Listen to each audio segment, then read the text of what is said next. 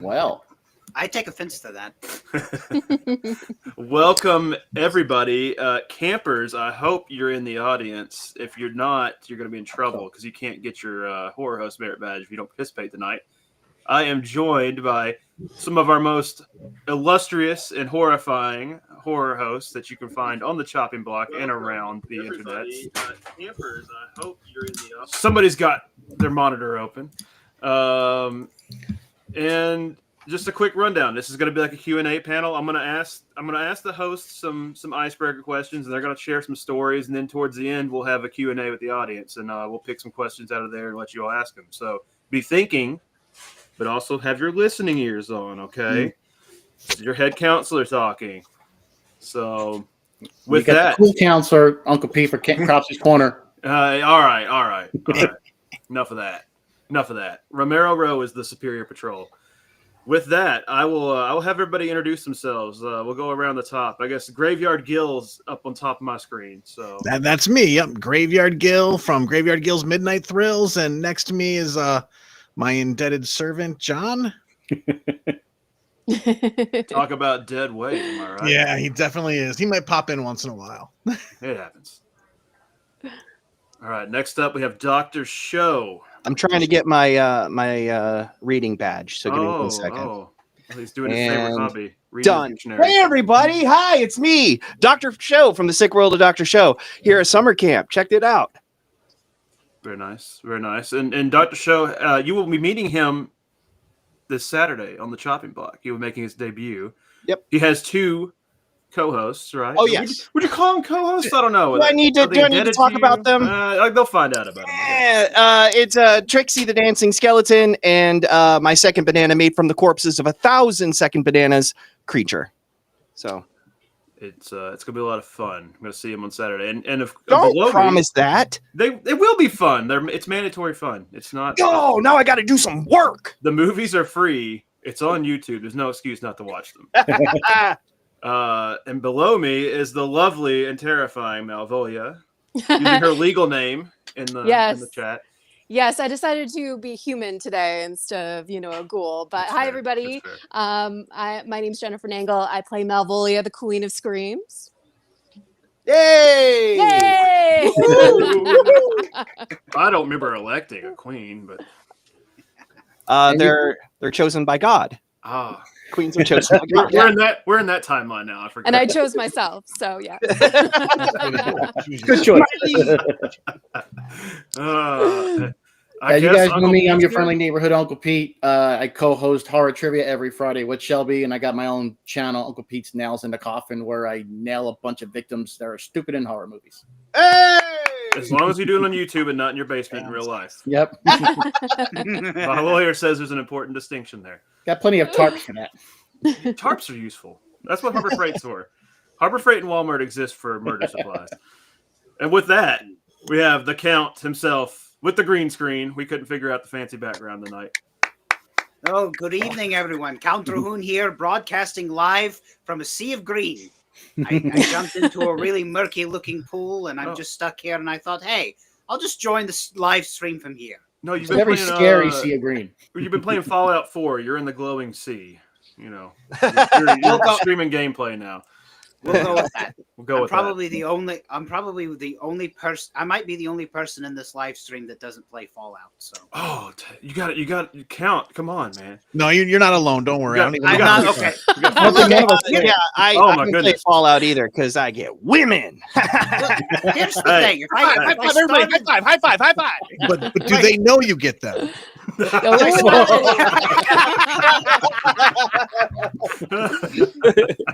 I start playing video games, I'll never get anything done. So. We're horror hosts. We don't get anything done. Right. Well, that's fair. Don't feel bad. I don't exist from the waist down. So the movie was called Head, not Head. Not definitely. Body or torso. All right. Well, with that, we'll toss it to some.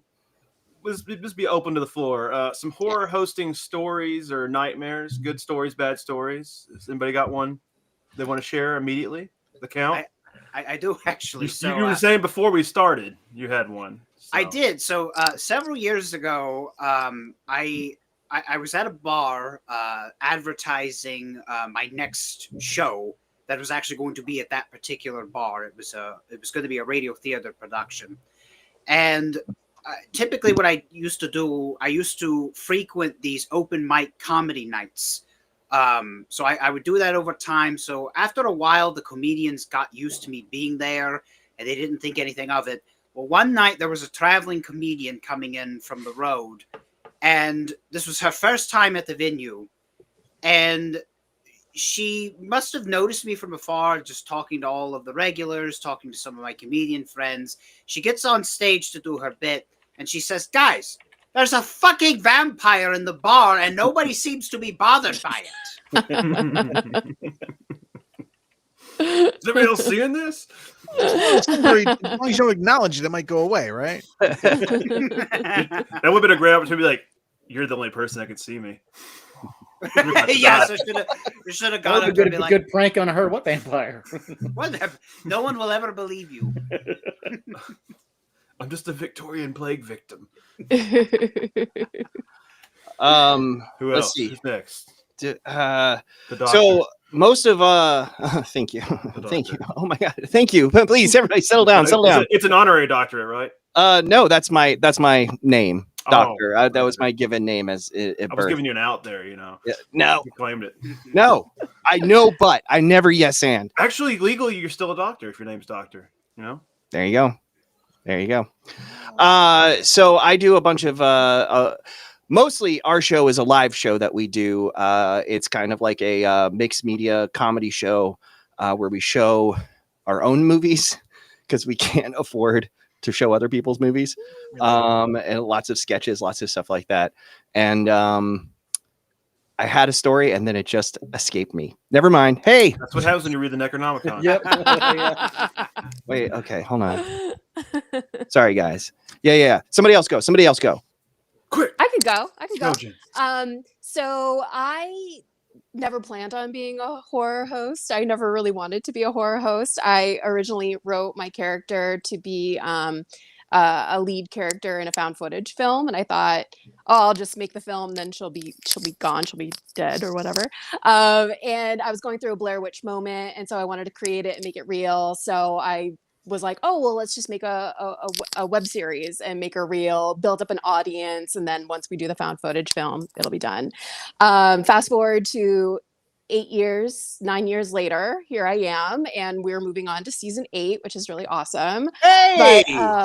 But I've been around for a while, right? But I created my character around Vampira and Morticia Addams. And so I've been really fortunate to go to conventions and stuff. And so a lot of people never really read my banner or my sign. They always call me classic convention. Wednesday's mom, or I'm Elvira.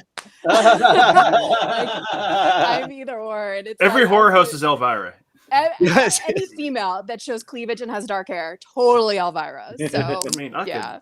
Woo, I don't know if this I could counts be as Elvira. I don't know if this counts as a story, but I met Elvira, and she was the nicest, sweetest person.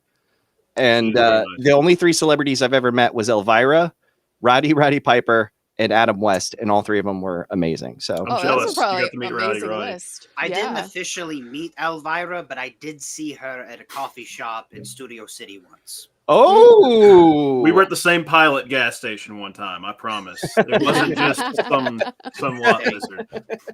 Okay, just the back of the head. For legal purposes, that was a joke. Right. I welcome all suits. I welcome them. Yeah, I could use a nice Armani suit, a bed suit. I just had my dry cleaned, so That's probably a good idea. I'd probably do that. I should probably get my whole self dry clean though. Just go to the funeral home and grab one. There's like all kinds of sizes. They're not using them. Nobody's gonna look once they shut the casket. Gil, Maybe when they I'll dry... Oh, I'm sorry. Go ahead, please. No, you're totally fine. I was just going to ask, when they dry clean you, do you ask for starch, or are you... Oh, I'm pretty stiff as it is, being dead and all, so pretty easy to not use the starch. Yeah, I just needed a point of reference. Well, they got pills for that now too. So it's... exactly.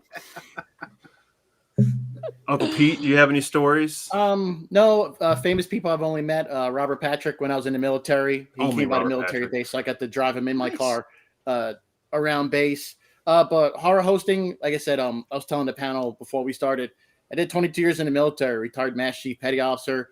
It's kind of a hobby. I just love it. I love horror movies like the rest of you guys. So it's like just a fan doing what a fan loves, which is pretty darn awesome. Well, I think that kind of gets into it. Yeah, I showed you. Remember your story? I remember my story. I'm so sorry. You remember? Thank you. Guys, thank you. Please, accolades. Okay, so we used to do when we first started our show. We opened up for a burlesque show in a bar in downtown Columbus, Ohio, and it was always on Saturdays, and nobody was there to see us. They were there to see the burlesque dancers or the soccer game that was going on in the bar. So there were so many of our early shows where we were competing with the Columbus crew happening. And there was a couple of times that the whole reason why I talked to the audience is we went down into the crowd, past the audience into the bar, and got into it with the guy that was screaming the entire time. And there's really no point to this story. I thought I had that's fan I just want to prove that I'm tough, you guys. Fan interaction. That's people pay extra for that kind of stuff, right? I got my butt kicked. Well, it's good advertising. Hey, Your story actually gave me Vietnam flashbacks, so thank you. Oh, really? You're never too young for those. You aren't. I was gonna say my celebrity story is I fixed Chuck Norris's cable at his house. Whoa, That's cool. Was he doing the push-ups where he was pushing the world away from him and then forward? No, but he does have a gold gym, the total gym in his it's an old model. I told him they need to upgrade it, but that was the fun fact. He does have the stuff that he sells. Oh wow! But I fixed his cable for him. I don't have any of the stuff I hawk. I mean, I do. Products. They need to upgrade it. It was like the old one. It was like, man, they've got like 15 models since this one. You need to tell them to send you a new one, swap them out. But with that, then he kicked you in the throat. He did. Well, he could. Now he could. You got to stay with a safe perimeter. Never turn your back. But the roundhouse is always imminent. So horror hosting, it's an art. It's a good way to put it. Right? You got to do it. It's a passion. I couldn't call it We're anything doing else. this. You're doing. I didn't really have a because- choice. They made yeah. me, literally. We're doing this because we're not right. So, what would you say makes a great horror host?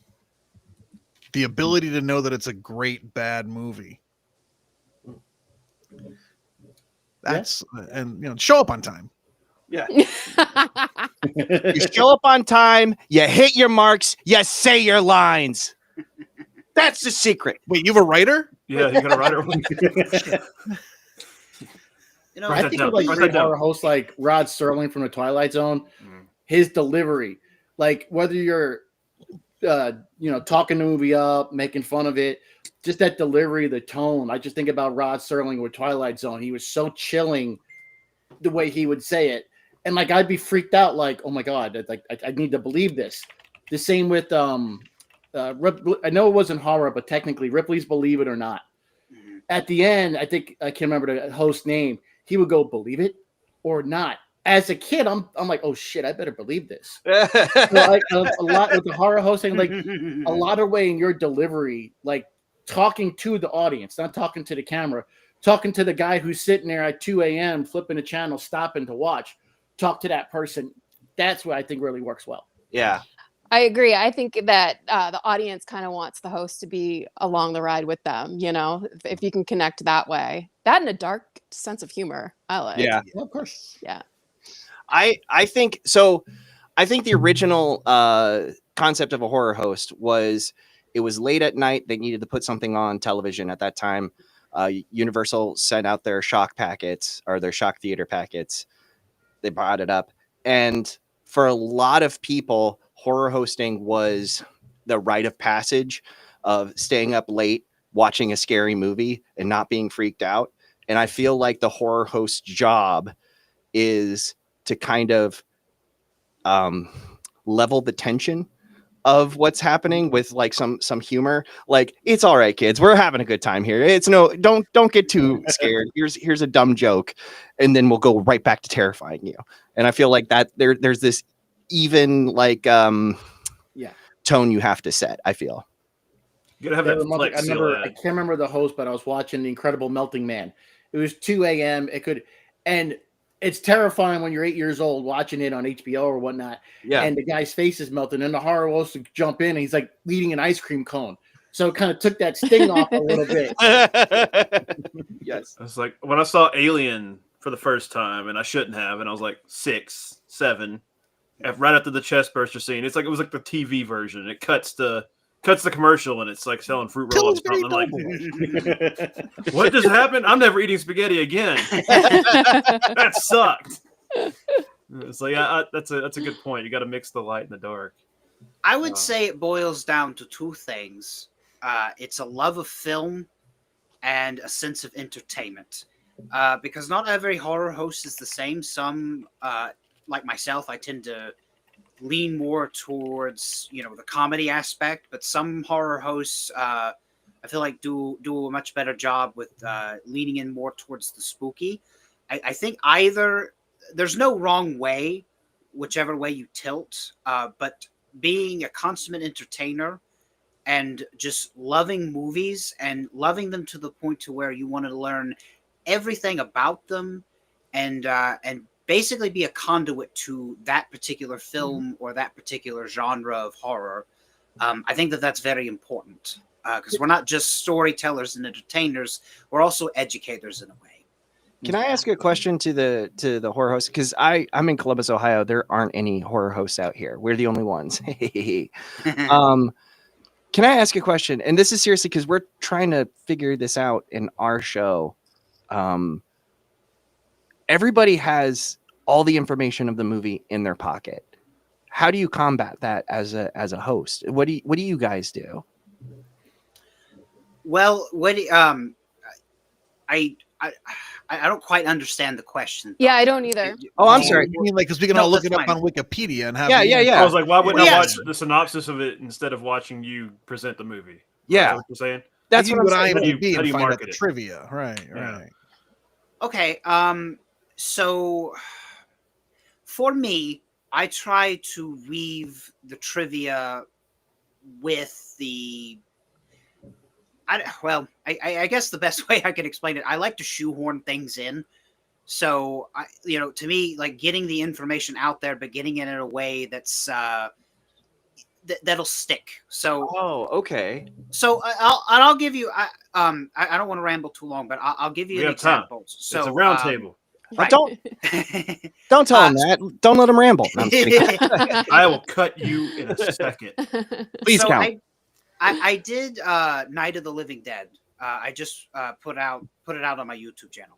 Everyone's done Night of the Living Dead. But the thing about it is a very important film. It's a film that needs to be shown. And it's a movie that's fairly accessible to just about anybody because it is in the public domain. So that's typically why so many horror hosts have done that film, multiple times. But I wanted to do something a little different. So what I did was I tried to look for a connection with the movie that maybe a lot of other horror hosts hadn't made. So in my research, I found out that George Romero, a Pennsylvania native, his production company was actually the folks that shot Mr. Rogers' Neighborhood. Yeah, they did some of the films for it, right. So I talked about that, but the way that I led into that was that I did a parody song of Mr. Rogers' Neighborhood.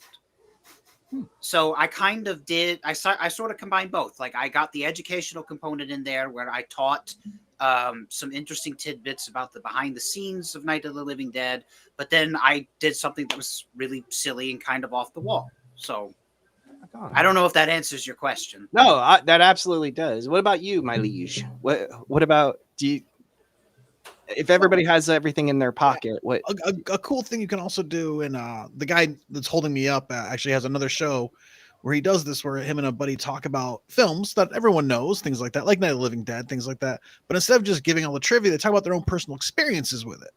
Like there's something you do, like the first time you saw it and how it affected you, and now that you have 10 posters and 12 tattoos of all the characters from your favorite horror movie and what it all means to you. Mhm. I think that's important too. Well, some people do.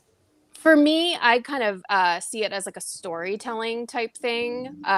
Because I'm a filmmaker, I never want to rate anybody else's like work because I know how hurtful it can be when you think you've done something really great and then people don't like it. So I never really comment on like the work itself, but I create kind of like a story around it. And if I can kind of put the little tidbits in randomly here and there, I'll kind of like make a joke about it or just kind of, you know, form it into like the story. And you're on the story with me. You're on the journey with me. That's how I approach it. People, you hear that? You need to see everybody here. These are amazing stories. Look how much mandatory work they put into this. Also, plus of not like critiquing too much is that classic phrase of, you know, you never know, you might be shitting on somebody tomorrow but kissing their ass the next day, you know. Exactly. So be careful with that. It's a very, very, very small industry. Yes. I think if you're passionate, darkness when you can light a candle. Oh, yeah, and you know, you work 40 years and you're an overnight success, right? I mean, that's just how it is. Like nobody here on this channel got to do this right out the gate, you know. I think if your passion comes across in whatever you're hosting, like I think earlier this month, for 40 days in a row, I watched Return of the Living Dead every single day for 40 days in a row because it's my favorite movie of all time, Wow. and it was leading up to the Tell them 40th why you did that, anniversary release. Uncle Pete. So I did one minute shorts every single day, and I would try and think of like, hey, I remember when I watched this, or I think of a little joke or a little behind the scenes, like, hey, in the book, his last name is this, or this is why Freddie got the job, and people were like engaged, like, oh, they never mentioned why Freddie got the job. What a dick! Remember in the movie, but I tell you, in the book, he got the job because him and Tina found their friend Sunshine OD dead on the bathroom floor.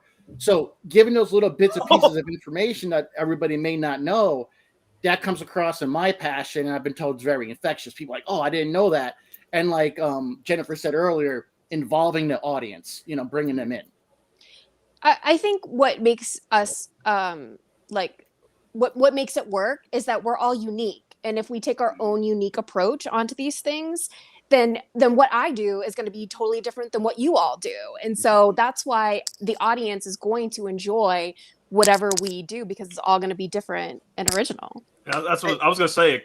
Everybody could get Night of the Living Dead and it'd be a totally different show. Exactly. Even if you took the unique characters and spin out of it, everybody would do it a different way. And that's really cool because we've all seen the movie. Yeah. When we hosted Night of the Living Dead, we kept mispronouncing it. We thought it was George Romano. And then Trixie and Creature would be like, "Hey, come on, hey!" It was one of my favorite bits we ever did. That would actually be really funny, just to put Ray Romano in there. Just superpose his head over one of those. They're coming for you, Barb. They're coming for you, Barb. And we can do it because it's public domain. You hear me, United States? Oh God. So. This kind of is part of like the art of horror hosting. Like what's been the most exciting or surprising part of your journey as a horror host? Like, 'cause everybody's been doing this for a while. Nobody here is super new, right? But I have to share this one because, like I just said, I watched Return of the Living Dead 40 days in a row. The last 2 years for October, I watched The Houses October Built 30 days in a row and The Houses October Built Part 2 30 days in a row. Doing it the first time, I didn't expect anything to come of it at all. And I would post it on X, whatever.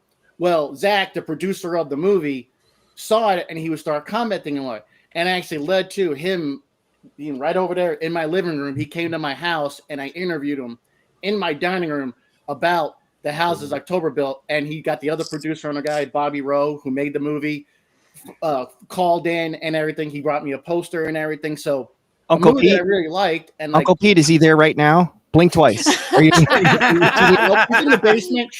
So, okay, never mind. I mean, cut that. I really enjoy, and like, I know what people like. Why'd you watch it? Who cares? I was like, it's something fun to do. So watching a movie 30 days in a row led to getting a producer and star of the movie, interviewed in my own home right over there, talking about it. And I'm just a dopey fan, so. That was something that I'll never forget. It was like such a cool experience that He's like, yeah, you watched our movie 30 days in a row. Oh my God, what's wrong with you? I didn't watch Halloween 3. I was just going to ask the same question. 31 days in a row because I didn't hate it. I love it, and I would do it again. Props to Return of the Living Dead, one of the greatest movies of all time. I don't watch Head 30 days in a row, and I really regret it now. But it wasn't. Even Honestly, I think it's a shtick everybody needs to do. Everybody picks a movie and you just watch it at least. And it was like Shelby gave me the idea because he watched Halloween 3. I was like, I gotta do what Shelby did, and that's why I chose unchecked mental illness. And there's a super cut of it. You do just like a 3 to 5 minute video a day, and it ends up being a 2 hour. It's crazy. It's like a 2 hour video. Just spliced together. It's insane. I literally wish I had this time to watch something for 30 days straight. It was really hard. I actually ended up watching it 35 times in 31 days. I had a couple of flights and I just watched it. I had it on my phone so I could just watch it. I had it on the desk early in the morning. That's like crazy. But you memorize everything. Props y'all. Yeah. I did that with Dracula like 20 years ago, so I'm good. That's what happened. Lugosi, which one? Which Dracula? Bela Lugosi. Hey! Okay, I want to ask you a quick question. Who's everybody's favorite Dracula actor? Just out of curiosity. This is definitely Lugosi for me. Lugosi. Yeah. I'm a Christopher Lee guy. Now I love Christopher Lee. No, these are all wrong answers because it's Leslie Nielsen. Oh, you know what? You're totally right. I didn't want to say it. Dracula Dead and Loving. It's the best Dracula. It is the greatest vampire movie. Favorite vampire, Kiefer Sutherland. Kiefer Sutherland was pretty good. Yeah. We should be thankful for so many vampires, honestly. We've been blessed with lots of Draculas. Now we're getting a lot of Frankenstein movies. Mm-hmm. We'll see how those turn out. You know, Shelby, what I'll say to your question earlier, so I've been around. This is actually the 10th anniversary of Count Dracula. That's like nobody's new at doing that. Let's do. Like, congrats. Like, Uncle Pete's like the newest one, and he's not new to doing it. But this is so I've never. Somebody in the chat said George Hamilton. I was just gonna look it up. Sorry, Nettie. Nettie's one of our regulars. So I do love The First Bite. That's one of my favorite comedies. But anyways, 10 years. So I've been around for a while, but I've been doing sort of different iterations. So I was in films, then I got into podcasting and YouTube movie making, and now that I've been doing traditional horror hosting for about a year, and I've learned that it's really a lot of fun. I was reluctant to do it for such a long time because I was just worried that it's like, well, there's so many horror hosts out there. Like, surely, I guess there was a fear that I wouldn't get a lot of validation's not the right word, but I wouldn't get a lot out of it basically. But I'm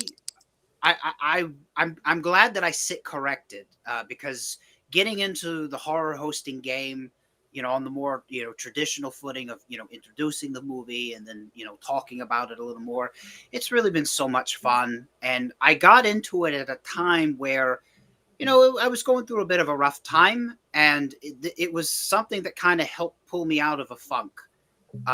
So I'm really happy that I'm, on this path right now with being a traditional horror host. So.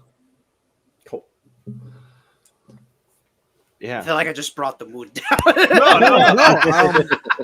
We just hit our 10th anniversary too. Yeah, it all started because Gil hosted. That's me. The puppet hosted a movie called Head that we made, and we wanted to put a horror host sequence in the movie. And then we just started made a handful more short films with the same character, with him hosting it. And we just hit our 10th year, and this is the first time we're hosting other people's movies, which is fun. And it's we did it out of necessity, and now we love it. The whole gang of us at Elmo Productions love doing it. That's so awesome. And I'm glad that it art can be therapeutic, and I'm glad that was there for you for that. That's awesome. That's one of the great things that art can do for all of us. That's amazing. That's amazing. October 17th and 18th, live in Columbus, Ohio, Sick World of Dr. Show, Halloween with Dr. Show 9. It's our 9th anniversary, so we're just one year below you guys. So yeah. Next year we'll be part of the tenors. We can be the 3 tenors. Make sure you do something big for your 10th anniversary, because we're just gonna phone it in.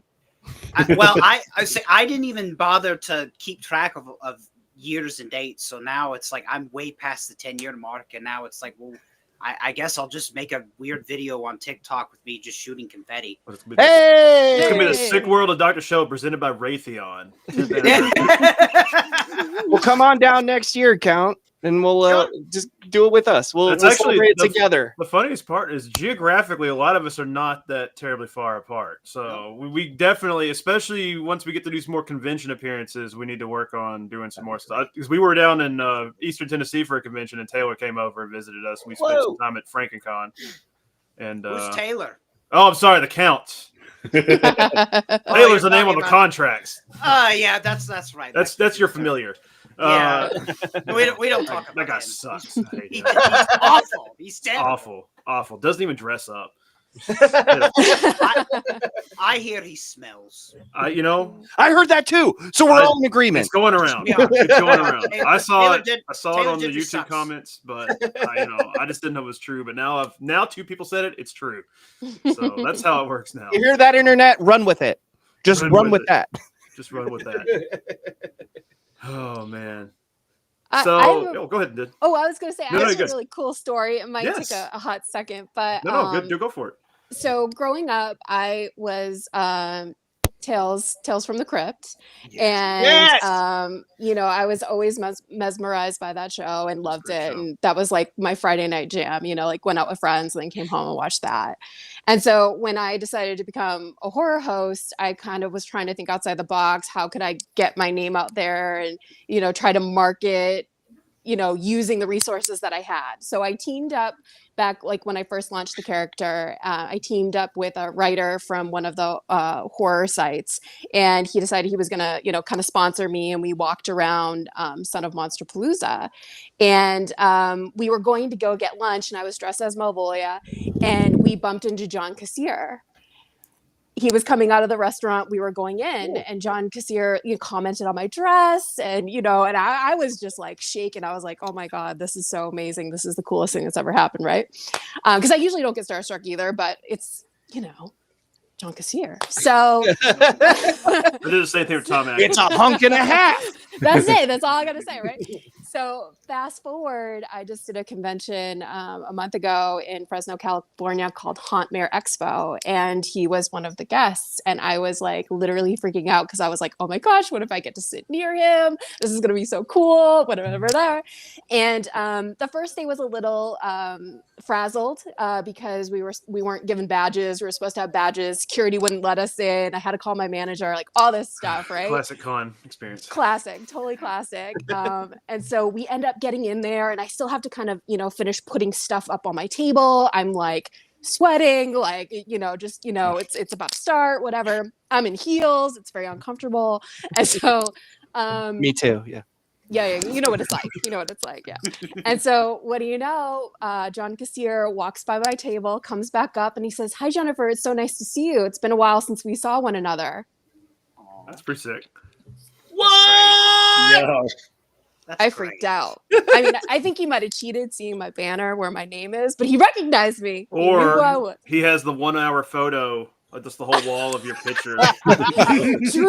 Oh my god, dreams. I would love that. Can I ask a quick question to the group?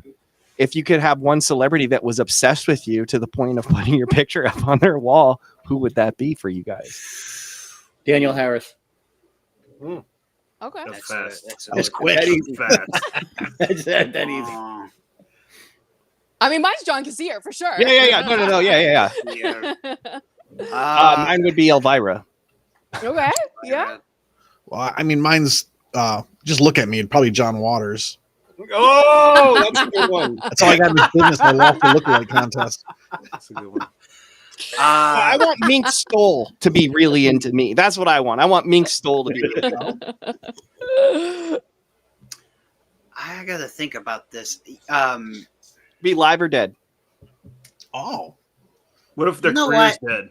I always had a crush on Hammer actress Veronica Carlson. Hey. So unfortunately she passed away a few years ago, but I had the biggest crush on her when I saw her in Dracula Has Risen from the Grave. So So every Hammer fan has a Hammer gouge. What was that? Yeah. That wasn't the only thing rising from the grave. Well, I want to tell this story just super quick. I was 5 years old. I'm originally from Florida. I walked into a Publix. I was holding my dad's hand. There was a cardboard cutout of Elvira, and I was like, "That's it for me. That's all I need. The rest of my That's all life, you need in life. It was like the Kathy Ireland Bud Light. Yeah. I think our old town liquor store still had one until like the mid 2000s. Well, you know, I get mistaken for her all the time. So, Kathy Ireland, I see it. no. All right, I'll take that too. That's pretty good. Yeah, I was going to say Daniel you Harris all. from Rob Zombie's Halloween, not Halloween 4. Daniel Harris, the way she was in Rob Zombie's Halloween, which I unabashedly love that movie, and I'll defend it. I don't care. I love his movies. Hey, that's the thing about like remakes and stuff. The old ones are still there. Don't get mad at remakes, guys. It's okay. It just makes the old ones look even better when the remakes aren't as fun. Exactly. Agreed. Except for the remake of Nightmare on Elm Street, pure trash. Sorry. That's If they ever touch Halloween 3, though, I will hurt somebody. Yeah. I think we're safe. I think there needs a Halloween 3 part 2. Thank you. I would take a continuation. I was really hoping that's where the next Halloween trilogy was going towards with the radio tower, right? It was going to be the Silver Shamrock mask. Right. Could have been cool. Fumbled that. So, what do I know? Well, Night of the Creeps can be the spiritual successor to Halloween 3. Any Tom Atkins movie is in the same universe as far as I'm He concerned. He lives. Right. So he joined Chalice law enforcement. lives. There you go. The kids maybe didn't, but Chalice lives. So that's all that matters. Dan the Man is still out there. So we've kind of covered like stuff that makes you a good horror host. Is how you balance humor and the dark stuff and the film appreciation. So what do you think about the it's kind of a two-parter.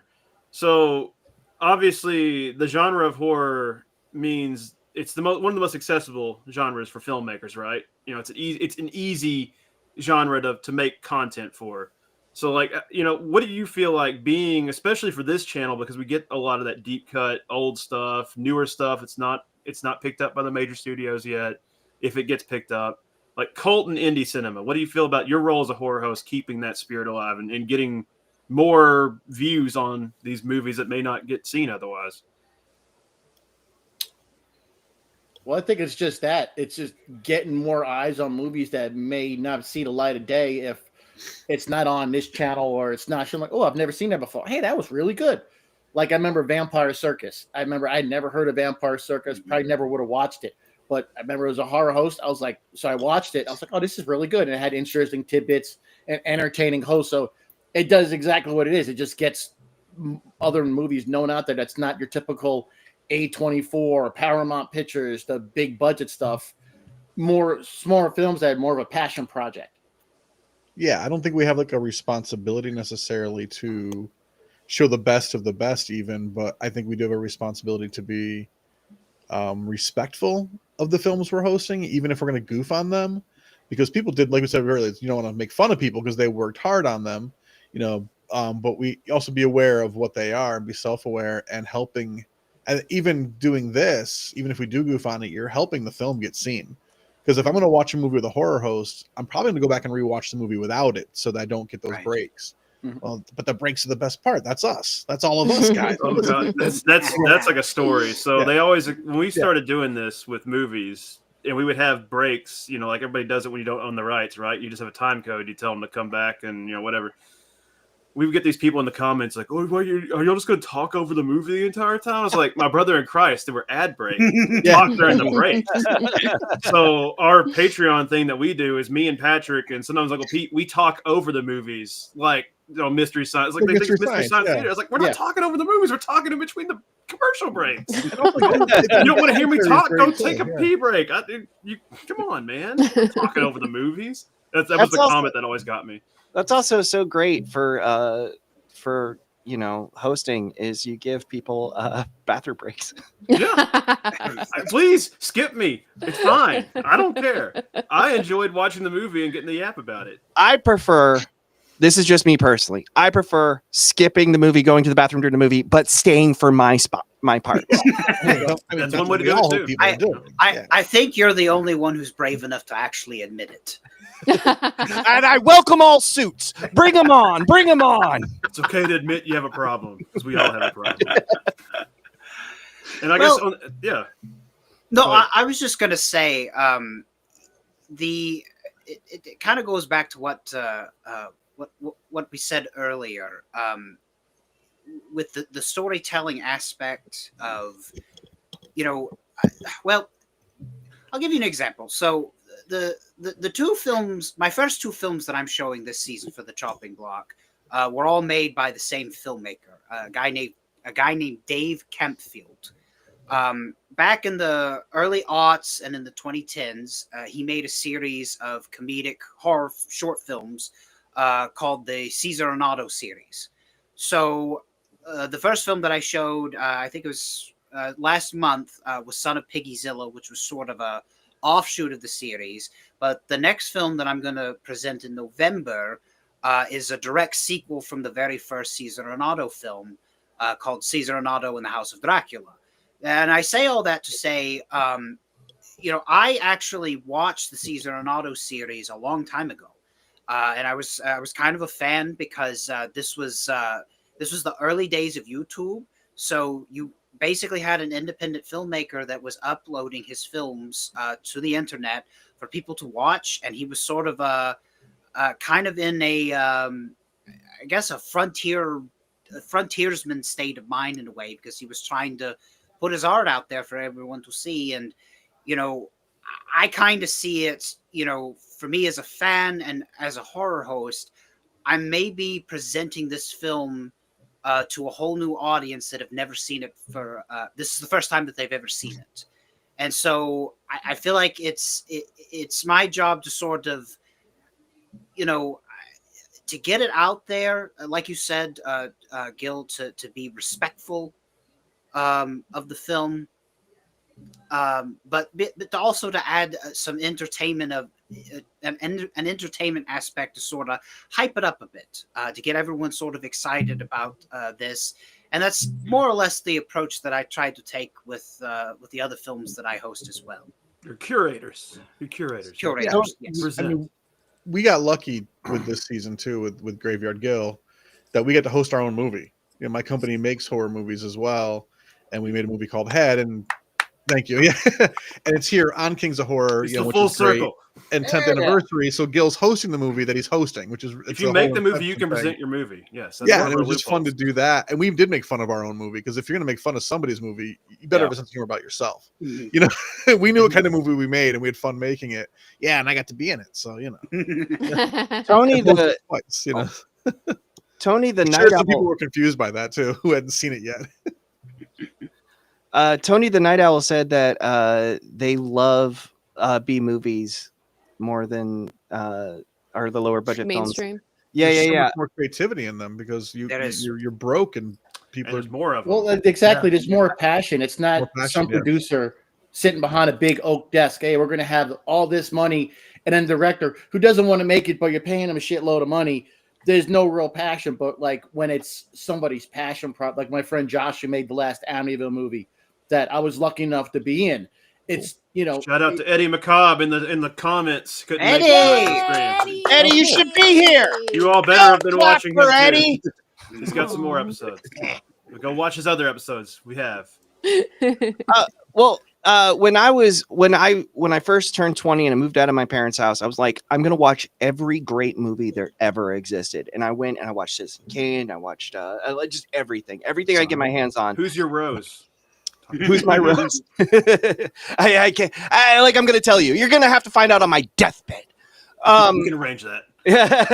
But I watch every great movie, and then after a while, I was like, every movie's like great. This is awesome, but I need something to like cleanse the palate. So I'd watch a B movie, and then it turned into I'll watch a couple a week, and then it turned into screw the good movies. I love the trash. The trash is far better than any great movie that you could ever put on. Like I love TCM and they put trash in dumpsters. Channel, but you go diving in dumpsters. Exactly. It's a lot of stuff.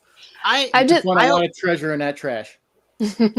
I'm just going to piggyback on all of that because to me, being a filmmaker and horror host, horror doesn't have like specific rules. It's not like you have to hit the punchline or whatever. So that's why I love supporting indie or B movies or whatever, because you find the hidden gems, the real true passion projects, like Pete said, like there's so much heart and soul behind all of that stuff that how could we not support that? That's what we're doing too. We're doing that and adding to it. So no rules. You can do whatever you want. TerraVision, one of the greatest movies ever made. Sorry. Proof that this puppet is proof there's no rules.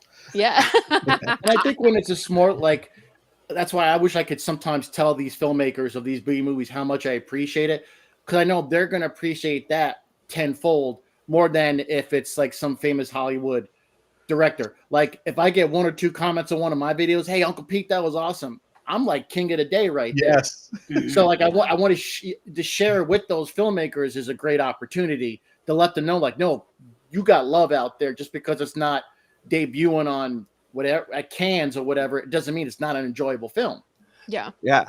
So for our live shows, we do a lot of we film our own movies, like Chainsaw Charlie, Sharp Hand Joe, all sorts of just like our own slasher films and stuff like that we like, little sketches basically.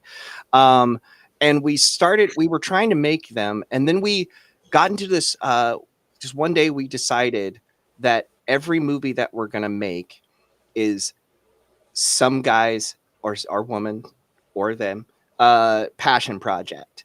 So every movie is like we come up with a character and what they're trying to tell with this movie, just like Ed Wood used to do with like Glenn or Glenda or anything like that. And all of our movies have like this weird heart to them because we're not trying to make fun of it. We're trying to make the best movie we possibly can for this imaginary person that we made up. Aww. And we know that they want this to like really be successful, and we know that we have a very limited budget, so that's what we try to do, and it's the most fun. I absolutely love doing that. We have no, I'm sorry, no, go ahead. I was just going to add, we have the Malvolio universe. Like we created our own, like we have Halloween specials every year. And so a lot of the characters have like continued through season 8. We just shot last Friday, and like there's the same characters coming. And, people really love that. They love to see the consistency, the growth, the story and the arcs of everything. So, I mean, mad props to you guys for doing that, because it was so successful for us. And our season 8 episode is our 100th episode for Marvel. Yes. Yes. Yeah, we have like 14 seasons, but most of our seasons are 1 or 2 episodes. So that still counts. That still counts. Do it the British way. You're going by English rules. Yeah, we're kind of by Roman numerals. It sounds like we did speaking of Ed Wood, Graveyard Guild. Yeah, I'll tell the story. Shut up. I actually released my own remake of Plan 9 last year. You can watch. Hey, I'm going to check that out. To me, Chris Well's part. Yeah, what was that? Send that to me. I will. Yeah, I play Chris Well's part. It's everyone else's puppets, believe it or not. Speaking of Plan 9, Sick World of Dr. Show is doing Plan 9 in I believe it's January. Oh no, November. November. I think it's November. Yeah. All that. November. Count. Do you remember what you were going to say? Yes, I do.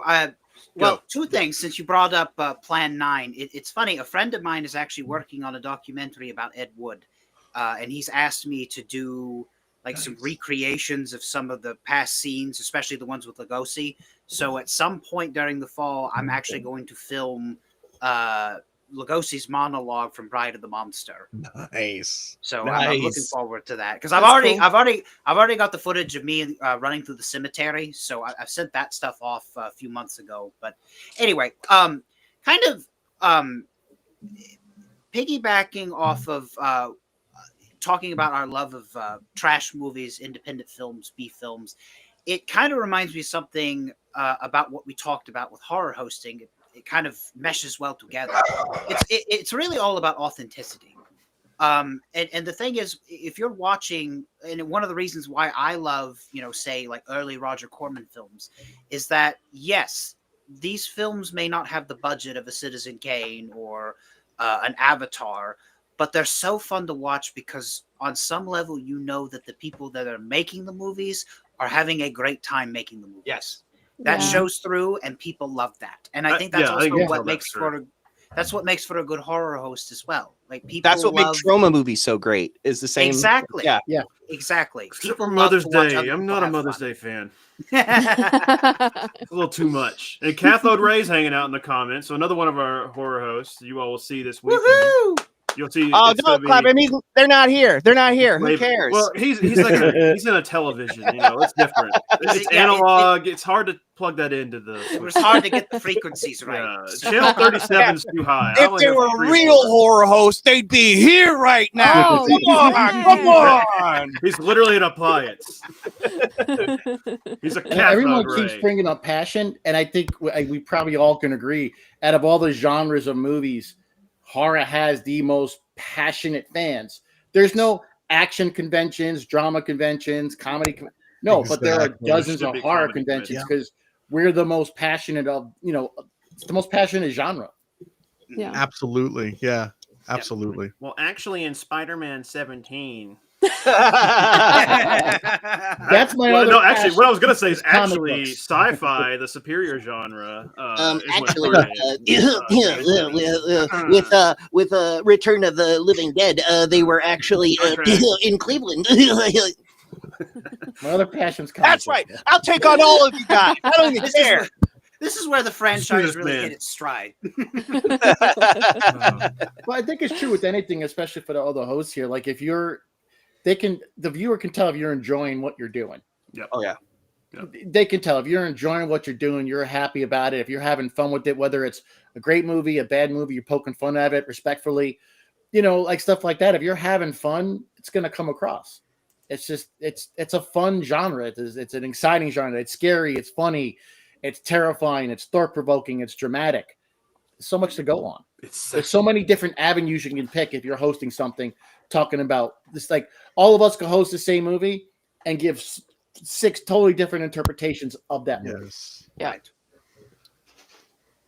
Well, that's a bunch of great takes on that. So Give ourselves a round of applause, guy. give yourselves a round of applause. We get some Give good yourselves a round of takes.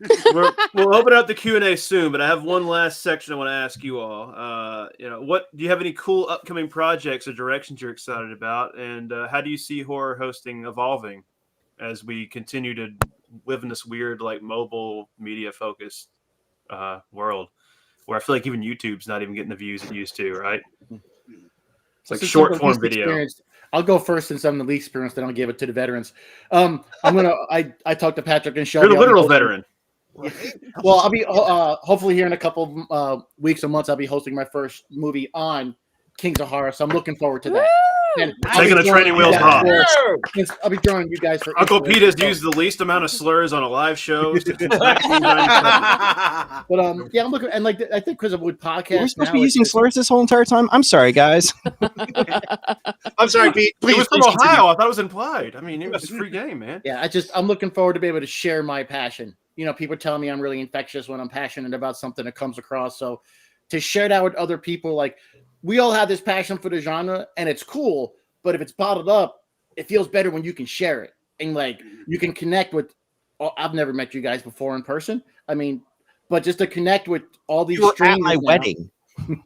I have a restraining order. But yeah, and like with the future of it, anybody can do it. It's with social media now, anyone can just pick up their phone and record a podcast, record something. I don't want anybody to be scared to go out there and take a chance. I think that's the accessibility is a huge boon Yeah. because I'll piggyback on that. I remember when Patrick and I were trying to do this as we were middle schoolers using a VHS-C camera and YouTube had an upload limit of 2 minutes. Okay. We were like, how the hell are we going to get anything on that? We did a 24-hour Nightmare on Elm Street movie marathon where we did reviews. It was like a live continuous run. There was nowhere to show it. The video is like lost forever because there was no place to store it, but it was fun. There was no place to put it. Nobody got to saw it. The only people that saw it were people that edited it. We had it. It was Vidler was a website for a little while. We had it on there. You could upload like 1.5 hour videos. But accessibility, yeah, you can film it on your phone now. What's stopping you from doing it? That's a good point. Mm-hmm. And I think I can't remember who said it. I think it was I can't remember who said it. I'm sorry. Make that film for that person out there and make it for them. Like when you're hosting, like make it for that fan out there that you want to connect with. Like don't make it for yourself in mind, but make it for that person you're trying to Thank you. pull into that movie and introduce them. Uh-oh. There's been a wardrobe malfunction. Gil lost his hands and his pants. You guys saw that? see I thought it his was below the. Okay. What's great Right. with like the way that the like filmmaking is now, even with horror hosting, is you were saying it's accessible now. Everyone, if you want to do it, you can do it. And as filmmakers, those of us who are filmmakers, I get asked a lot, like, "Oh, well, how did you do it?" And I just did it. Everyone has a camera in their pocket all day. If you really, really want to make a movie, just make it with your phone. Like, Get a lot of weird worry videos from about Uncle Pete. Just do it, because then you can say you made a movie, and then each one will get better. Just keep going. And I think that's a plus with things like YouTube too. Is even though it's getting diluted because there's so many people out there, it makes it a little harder to find the good stuff. But when you find it, you're so excited that you found it. And that's awesome. That's the future. Just keep going, and everyone who wants to make a movie, make it, because it makes everyone better by everyone working. I also think there seems to be a demand for original stories, more original films, and I really feel like just hosting in general, not just with horror hosting, but just the idea of like a Robert Osborne from TCM sort of presenting movies again. That idea seems to be making a renaissance, because I think people are really desperate for like real connection as opposed to connection with AI. Mm-hmm. So I see a big boon in horror hosting coming along the pike, and I'm thankful for shows like The Chopping Block that exist, that give us a chance to get ourselves out there to audiences that maybe we previously didn't have access to. And I don't know. I got a feeling that. Do you hear that, audience? You hear that? Give us some All thumbs right. up in the comments. Come on. All right, I'll DM my Venmo later, Shelby. Yes. But in all seriousness, like, and I also foresee, I know that Shudder has Joe Bob, but I got a feeling that this is a great era for horror hosts, because I see more coming along the way, and I also see more opportunities for horror hosts to grow an audience, and for filmmakers to be able to present their movies as well. Yes. We wouldn't have these gigs without the movies. That's for sure. So to piggyback on the Count's point, like, honestly, I 100% agree with that. I feel like there's a lot of disconnection right now. Everybody, and I don't mean to sound like an old man. I'm an elder millennial. But like, everybody's on their phone. Nobody's like interacting with each other anymore. And a lot of like TikTok and YouTube and all this stuff is just people talking to their phone and talking to you, the audience. And I feel like that is custom made. that style is basically horror hosting, just without the movie. And I feel like I feel like horror hosting's the future. We're coming out. To quote Al Pacino in Devil's Advocate, we're coming out, guns blazing, baby. Boom, boom, boom, boom, boom, boom. Back in my day, we filmed on these, and it worked or it didn't, and you liked it. Doc, I'll have you know that I am an elderly first millennial. Oh, this was my parents' wedding, I think. Oh, shit. Elderly first millennial? Oh, yes. Wow. I'm first millennium. I'm in Los Angeles, and I'm going to be telling you, I'll be honest with humble you. brag. Hollywood is dead. It's super dead. Like, I'm not getting any auditions. I'm not doing anything. So you should have said you killed them. Shh. Oh, that's right. Legally, that's a joke. Wow. A now joke. he just let everybody know. No. That was this segment of the show is sponsored by Harbor Freight. That was also sponsored by Raytheon in Harbor Freight. But I'm just saying, indie is like honestly on the verge of being the only entertainment that we may have for a long time. So if there is something, and that's awesome, because like, if you want to make what you want to make, just do it, and just do it now. Yes. Don't even think about it. Just pick up your phone, pick up a camera, get a couple of friends together, That's it. You know, Make a horror movie, then contact one of these people, and we can host it. and we'll host it for you. Yeah, And even if like no, We and the need thing to is with work that- too, okay? We need to work too. There's 7 nights in the week and there's 24 hours in a day. What Patrick and I really have tried to do since we started helping do content on these channels is we want to have something playing all the time. We would love to do a live 24/7 feed. Yeah. Oh, wow. If the technology gets to the point where it's easier to program those. I used to run a campus TV station. I love doing programming blocks like that. It'd be cool to do it. But you know, we love content. So please make stuff. Yeah, and like the lovely Jennifer said, just even if one person or 2 people watch it, hey, you entertain somebody. You put yourself out there. You took a chance. There it goes right there. Like I'm going to try and write a book for crying out loud. I've never written a book entertain before. yourself, and other people will enjoy it. Exactly. Yeah. Exactly. It could be a great outlet just to get your ideas out there. Just put it on paper, put it on film. It could be so freeing just to put it out there. And What are just the things? just to vouch for Jen quickly, the dark part of my life that I hinted at earlier in the live stream, it happened to just be living in Los Angeles. So Yeah, it's rough out here. I just wanted to add to like when Clearly, I've never been to Columbus, Ohio. In the snow. That's some shit. That's from Columbus. Come at me. When I was going through college, I majored in theater, and one of the things that has always stuck with me is that to do a performance, you just need one actor and you just need one audience member. You don't need this whole slew of people. You don't need 1,000 likes. You just need to do it. You just need to do what you want to do. So Speaking of which, we've done a show, one of our live shows, to just one audience member, and he was the father of somebody that was in the cast. So hey, that still counts. That counts. It does. I bet he had the best time ever too. We did a film screening once, and it was just those of us who worked on the film showing up. Yeah, it's happened. Yeah. Yeah. That's why there's a 2-drink minimum. But that doesn't mean it's going to stop there. You know, it will grow. It will definitely grow. So Audience never stopped me. Okay. Yeah. I've always wanted to be a horror host since I was a kid. I watched Tales from the Crypt. I watched Monster Vision. I used to watch Elvira. Like I Up All Night.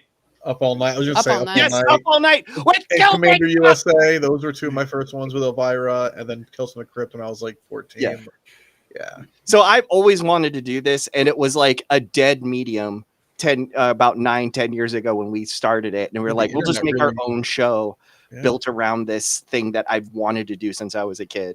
So yeah. And it's coming now. We're doing it for real. Mom, look at me. Like I think the thing that I'm like, man, I wish I had all the free time when we were doing this on tape and we actually had the ability to upload longer form on the internet, because we were doing some stuff before it was a thing, and I was like, man, that could have taken off if we'd been the first people to do it and we were the only name in town, right? You know? Yeah. I had that same reaction the first time I saw Jackass. Film the stuff me and my friends were doing when we were 12, 13, 14. The amount 17. of misdemeanors and felonies. Yeah, because that came out when I was like 25, and I was just like, oh my God, if we had just filmed it, we would have had this show first. I think I'm the reason why they have the warning at the beginning of those. We were the people sending the tapes and, hey, look, I just kicked my brother in the nuts, the hardest I've ever done it for. AFV rejected it. You all will love it. There are tapes out there of me backyard wrestling. Hell yeah. Ooh. Yeah. Find the tapes. I've done a couple of Uncle Pete. Uncle Pete was on Jerry Springer. No way. Jerry. He said he had a recording. Jerry. Yeah, Nice. I got Were you there. the I went there father? as an audience member, and I wound up on stage He was kissing just a the girl. audience member, but he got in a fight. Yeah. Nice. He got a kiss on stage. That's pretty good. Hey, all right. By a fairly attractive audience. Usually they don't put the good ones on stage, but Uncle Pete lucked out. Whoa. I think that was a Nice. backhanded That's a shot at compliment. Chicago. No, I'm just saying that you weren't on the stage at Springer because your life was going right. You're doing it to entertain the masses. That's what it Not a was. great It was place to all, pick up a date. it was all wrestling. It was all staged and fixed as well. No, it was everything's 'cause when- wrestling, you guys. No, you're When, right, you're when right. we would like Mari's cut real. for commercial, everybody just sat back down, nice and quiet, and 30 seconds later, they're like, They're drinking wine and smoking cigarettes. Thanks, Antonio. Would you mind? Oh, well, hey.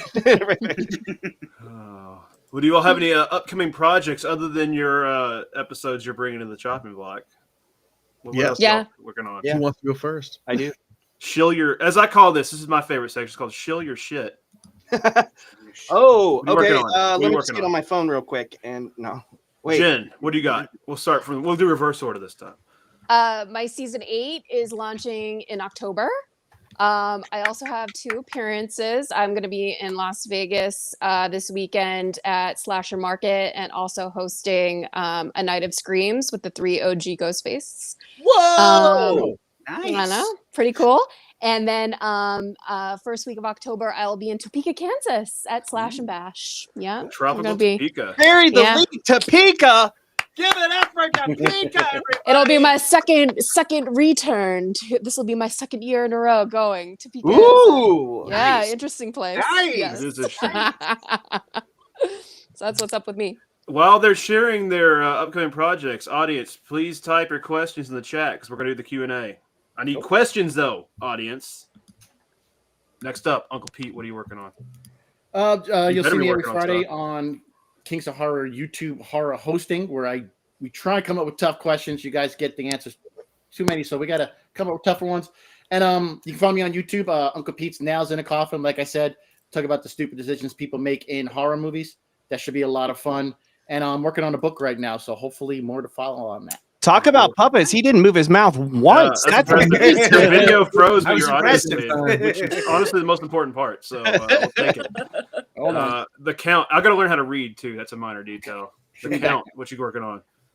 Well, right now I have a new interview up on my YouTube channel, Count Drahoon Presents. I just sat down with Kaylee from Once Over with Kaylee. She hosts a really great movie review channel. So I had a wonderful conversation with her. And right now, you know what? This is actually hot off the presses. I can announce that Write this down. I will be down in Huntsville, Alabama for 3 screenings in October for the Independent. It's a new pop-up movie theater called The Independent, and they're having 3 screenings for scary movies on October the 5th, October the 12th, and October the 26th. Cool. So if you're in the Huntsville, Alabama area, I'll be down there for that, and I would love to meet you and watch really great scary movies. Cool. That's out. Yeah. Very nice.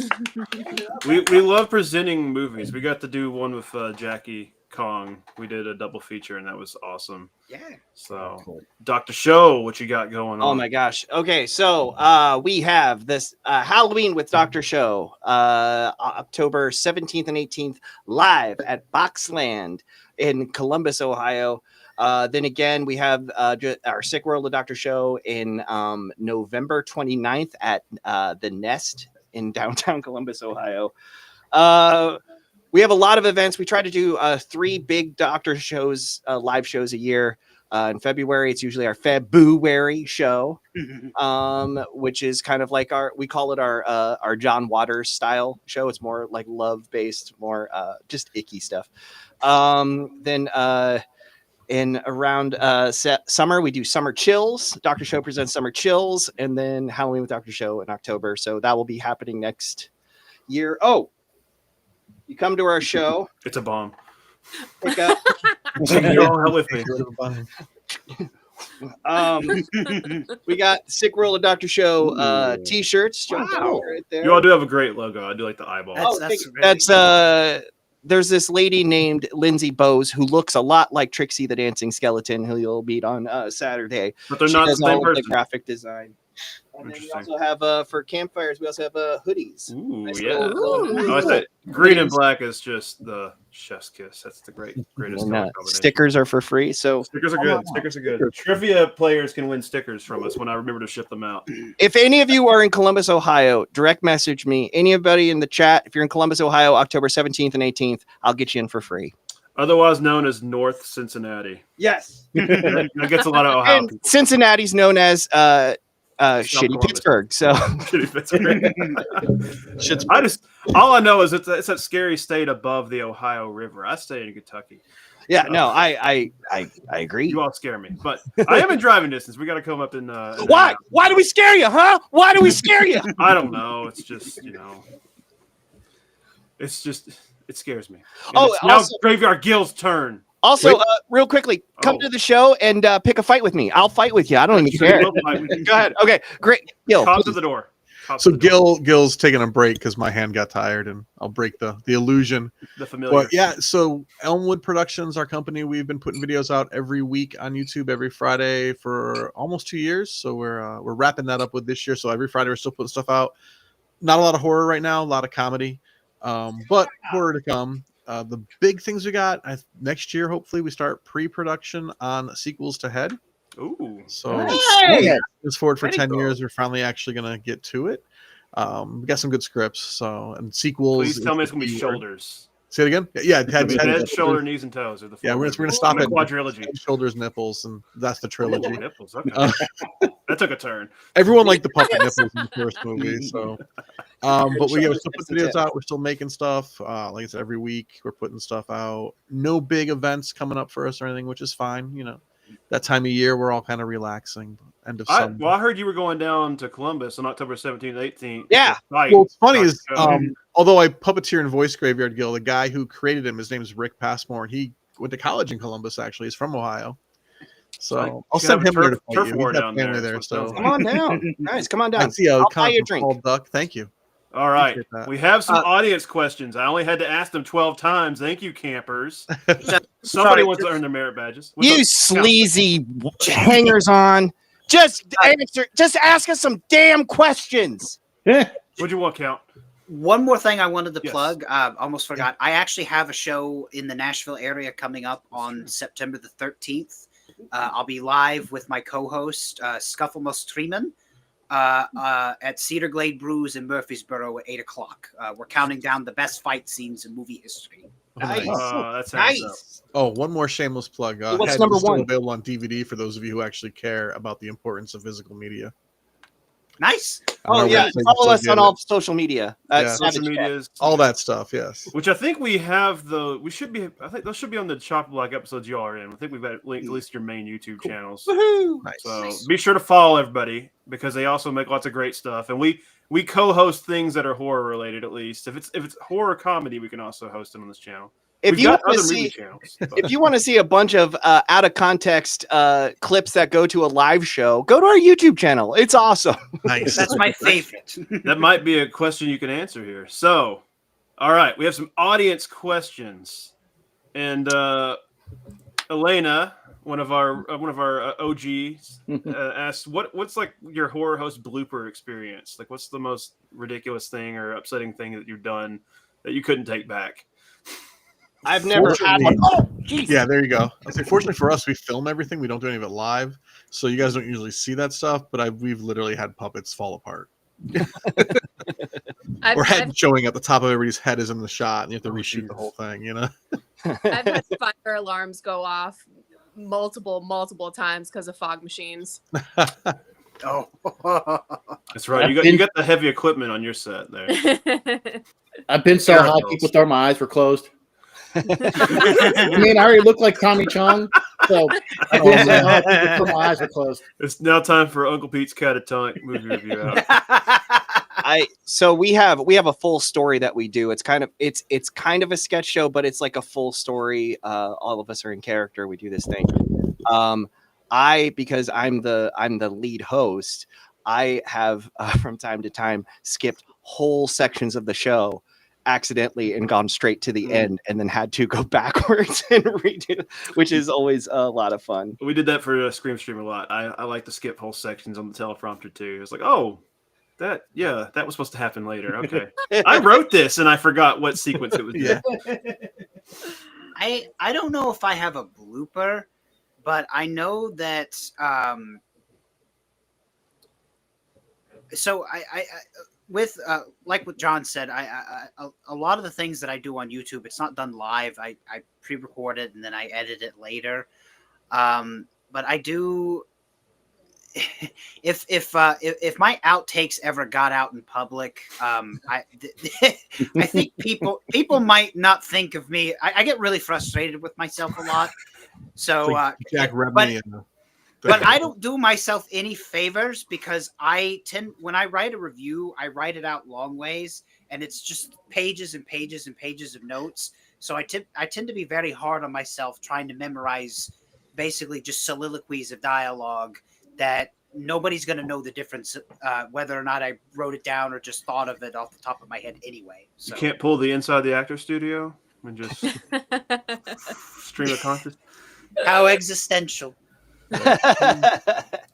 Interesting. I need my note cards. Oh, we always have the scripts hanging up in front of us. You can't see it, which is great. You know, I memorize everything because I'm a professional. I've knocked my teleprompters over. I can't see for shit. So like I don't even know I have a teleprompter. I can't read it. Like from a distance, I have to have it in my face to see it. So you just take 15 takes and pray. That's basically what I do. Yep. Hey, that's the one nice thing about not having to film on film is, you know, digital is a lot easier to do. A lot cheaper and a lot easier. It's a lot cheaper. You don't have to rewind the tape and degrade it. So that is nice. We'll give them that. Next question. One more blooper is my favorite thing is when you're in the middle of a live show. Sorry, I do live stuff. I'm sorry. Did I tell you September 18th and 19th or October 18th, 19th at the Box Line? One of my favorite things is when you're in the middle of a show and somebody pulls out their phone and answers it right in the middle and starts having a conversation. Yeah, that's a good one.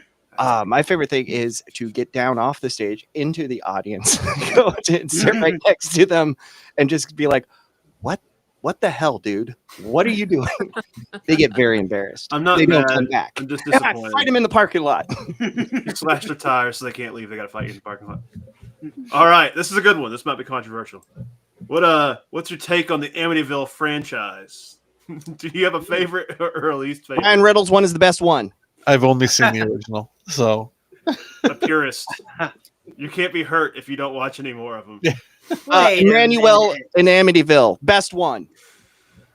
I know who asked that question. That's Duck from. I just sat down for an interview for his podcast. It's For God's Sake, Don't Go In. It's an Amityville Great podcast. I'm sorry if I'm getting the title of the podcast wrong, but we just did a whole episode on Amityville Vampire. I might have to watch that. I'm sure it's these side non-official Amityville films are outrageous. So they are. It's three of them. Amityville Vibrator is a keeper. Yep. That's what Patrick told me. I have a numbered copy of that. Yeah, we have a numbered copy of that. Yep, we do. I we do. could probably only make so many before, you know. Legally, I probably shouldn't own the movie. It's probably on a burn list. Well, somewhere. thank God you didn't say that in a public format. This is not. Yeah, nobody knows. This you can't prove. This is the internet. Everything's made up. My favorite one is part 2 to Possession, but my second favorite one is a poster right there called The Last Amityville Movie. That's the one I was in. Yeah, that's the one you were in. Our buddy Josh Spiegel, he does movie timelines as his YouTube channel. He does like the crazy timeline breakdowns of like every film franchise ever. Yep. And yeah, they made one, and it's one of the better non-direct Amityville movies because it's on Tubi, The Last Amityville Movie, and you can see Uncle Pete starring in it.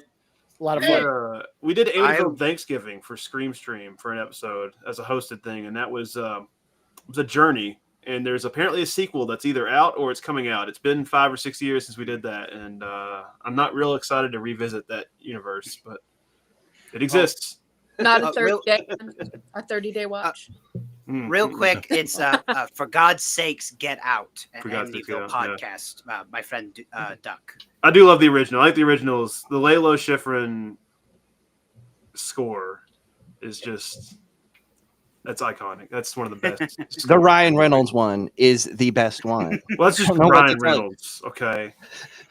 I don't know. I'm still mad at Ryan Reynolds because Mint Mobile sucks.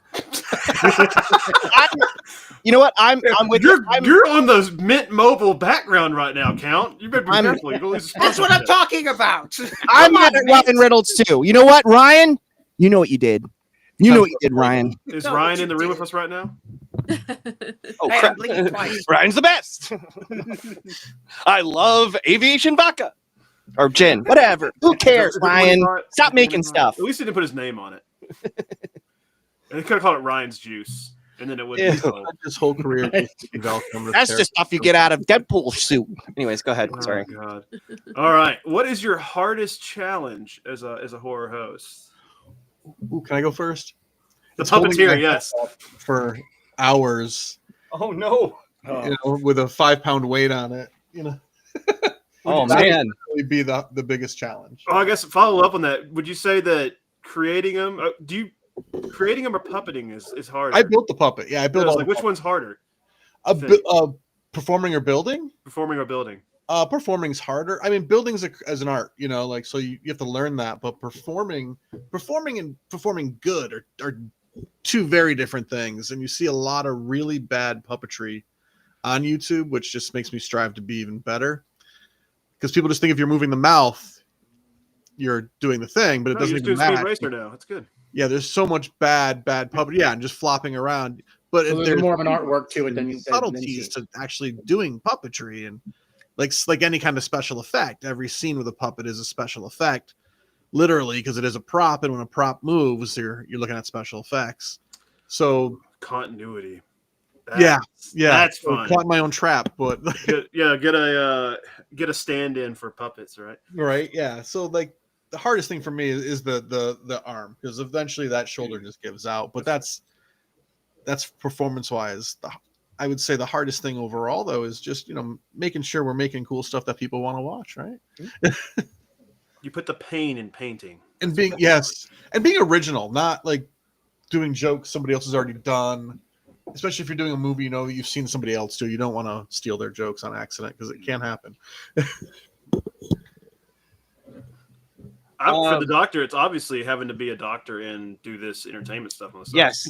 Well, yeah. Well, I do mostly alchemy, so it's not, you know, whatever. That's fun. I've got a lot of lead for you. I was going to ask if you did this to pay your way through medical school. No, my parents did that. So you're just working Tuesday nights? Money. Tuesday nights are just for fun, then? Yeah. This is just for fun. This is, the official backstory of Dr. Show is he went to medical school in the 1800s, learned how to become immortal, got bored with that, went and studied alchemy, magic for a few years, got bored with that, and then decided to get into drama, and has done nothing but man 1, man 2 in movies, and this is the only job he can get is performing as a horror show. You could be pigeonholed in the worst roles. Yes. Oh my god, you have no idea. You could be weird guy on Subway number 7, and that's you want to see what that looks like with no pants on. Wait, that makes me bald guy number 1. I think the biggest challenge for me as a horror host or the hardest challenge. What is your hardest challenge? Is being so great. I hate it. So humble. It's just staying grounded, right? Yeah, that's the hardest part. It's being so damn humble all the time. That's the hardest part. Because you know how great you are. That's fair. My mom says I'm special, and I am.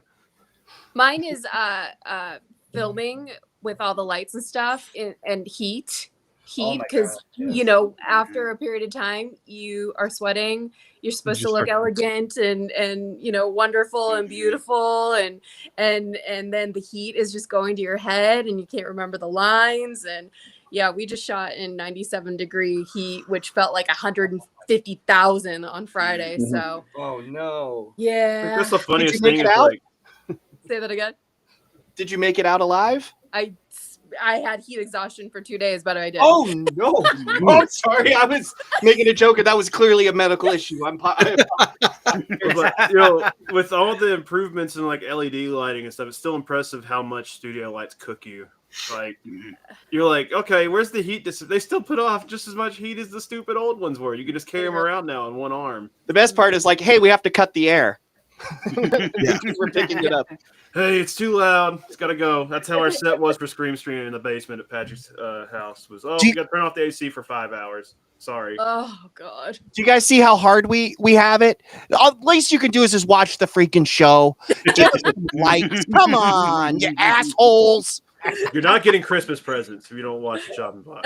Uncle Pete, what's the hardest part about being a horror host? Honestly, and not to get dark or morbid, but battling those internal demons to try and put the face on of happy host and everything. We all got that cloud overhead sometimes We all got those internal struggles, battling those or putting them aside to try and like, hey, okay, let me put my face on today, and finding the motivation sometimes, but just daily struggles, I guess.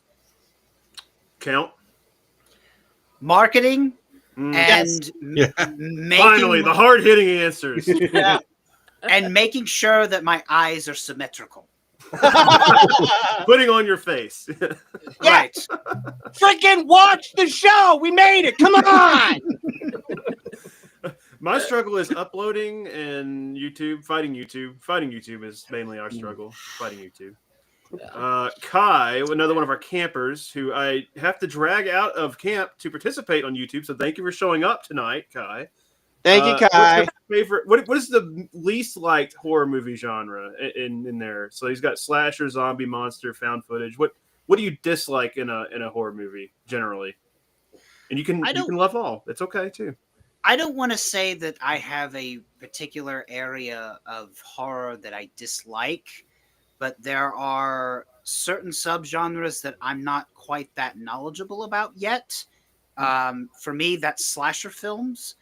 And there's also an area of subgenre that I have a hard time watching, which are typically demonic possession films.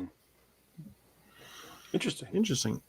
I would say for me, I would say the I don't know if it's a specific genre, because I love when horror films know what they are. So when they're purposely hitting all the cliches and all that on purpose, that's cool.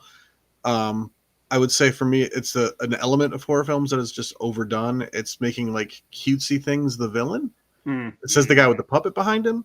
But you did it first. That's 10 years old. Santa Claus is the villain. It's like it's just lazy at this point because it's been done so much. Yes. We're like when we make puppet movies with horror, we're like if you've seen how we play the movie completely straight. It's as if they're just actors in a movie, and that was the point.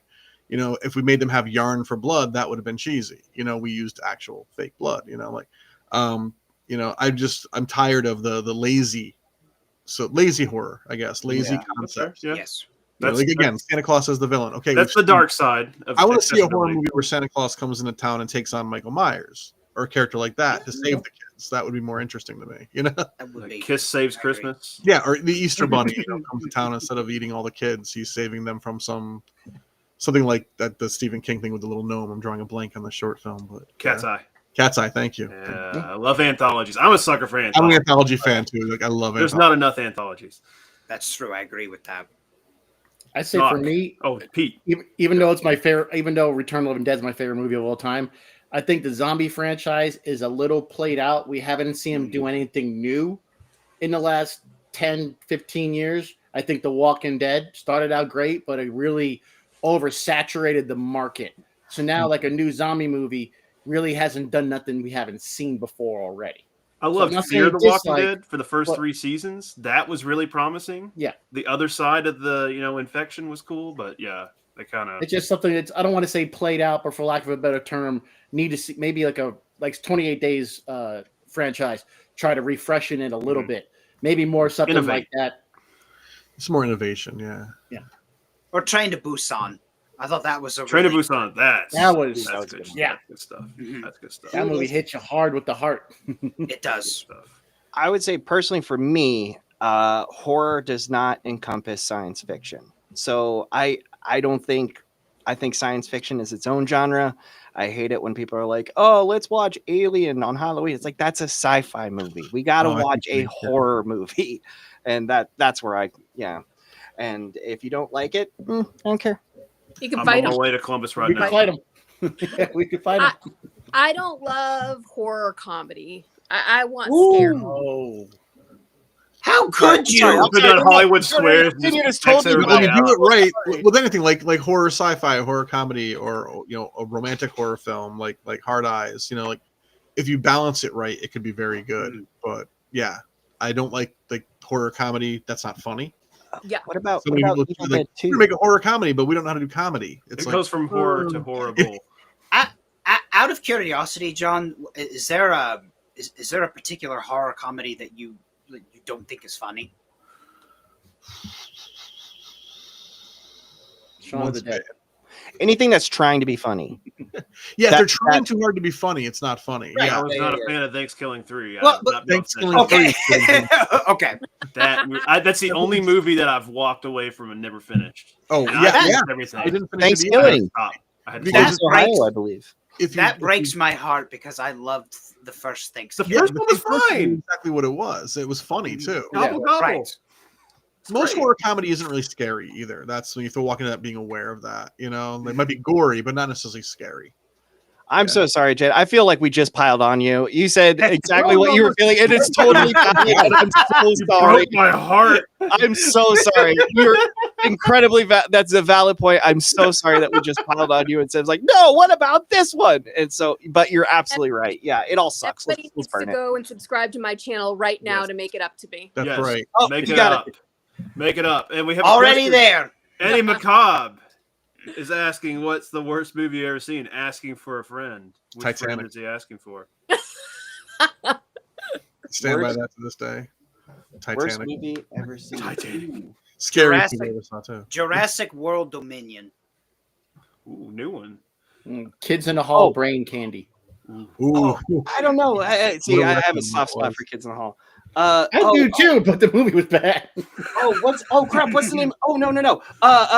Mad Dog Time. Has anybody ever seen Mad Dog Time? Oh my god. It is the greatest bad movie I've ever seen. It makes absolutely no sense. It is like a fever dream that starring it has Jeff Goldblum, oh crap, who else? Oh no, I'm blanking on every name.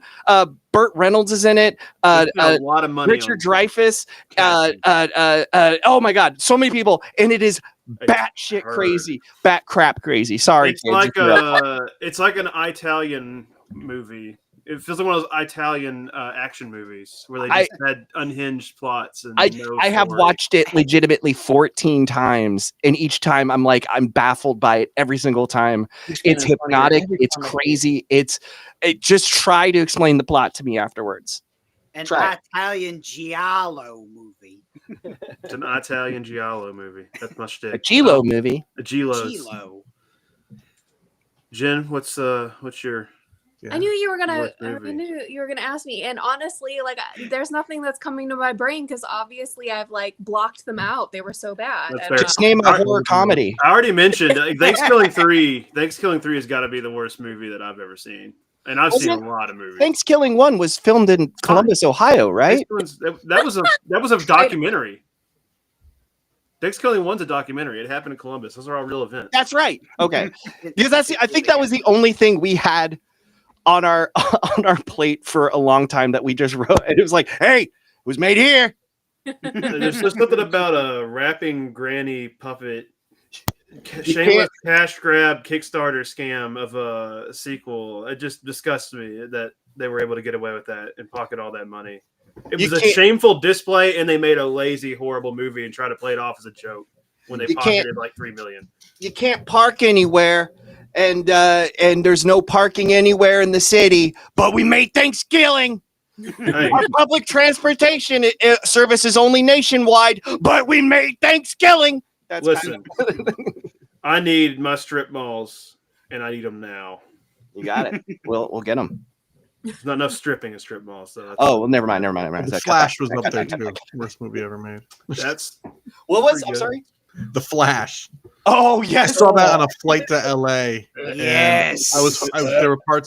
There were moments where I was like, please let this plane crash. I need this. I didn't want to stop it.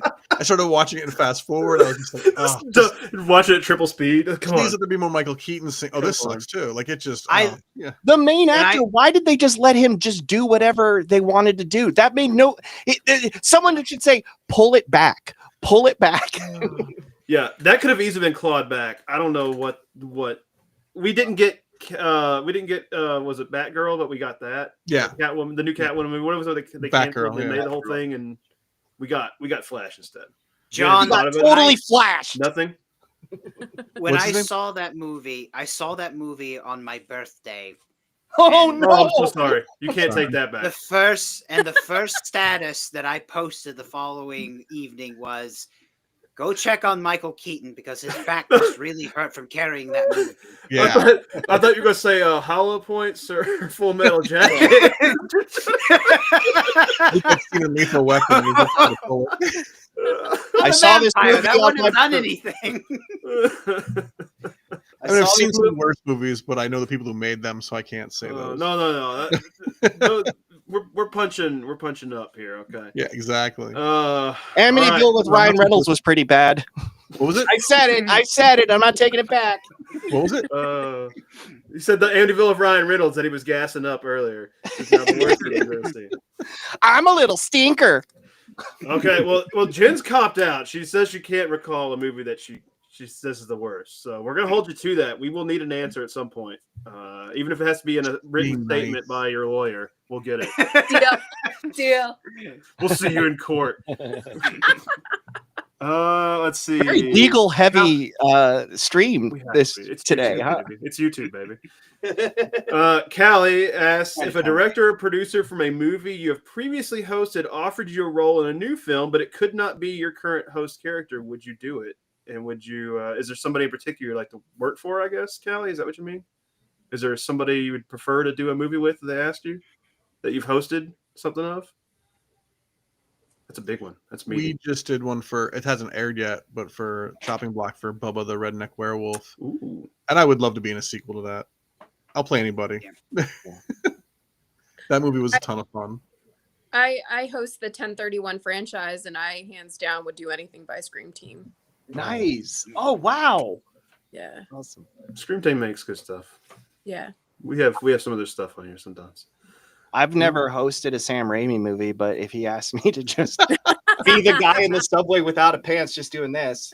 Well, you also gotta have blood just pouring out of every single. You're gonna be blood sprinkler guy 7 on the subway. I hosted a special screening of Eraserhead. Oh my god. So that would have been great to work with David Lynch. David Lynch. Oh man. R.I.P. King. That's gonna kill my answer now, but because I haven't hosted, but I would love to do a Rob Zombie film just because I want to play a disgusting, despicable character because it'd be a challenge. Obviously, I'm a fun person. I like to make people laugh and stuff, but the people in his movies are just horrible, horrible people. Just be able to channel that and like to come up with the characters, just like some despicable, disgusting person. I think it would be a challenge and could be a lot of fun. Here's the catch, though. It's the Munsters. Well, Monsters too. Uncle Pete, here's the thing. What if Rob Zombie wanted to make a movie about your life, but the catch is his wife has to play you? I would watch that. It would be interesting. It'd be like, Freakiest Friday. Talking all the time. Turn down that. we love you, Sherry. We love you. I used to work at a bookstore, and he used to shop there once in a while. And he was the nicest dude. Like if people would recognize him, he'd always be very nice and sign autographs and chat. Like super cool, super chill guy. Nice. Yeah. I'd see Cal out there gonna say, and if Sherry Moon gets to play my wife, I'll be like, What? I would be like, check, please. I had to keep you on their toes. I'll pay you. Well, what if she plays you and you play your wife? See, there you go. Gender swap, you know? Oh God, we're gonna get canceled.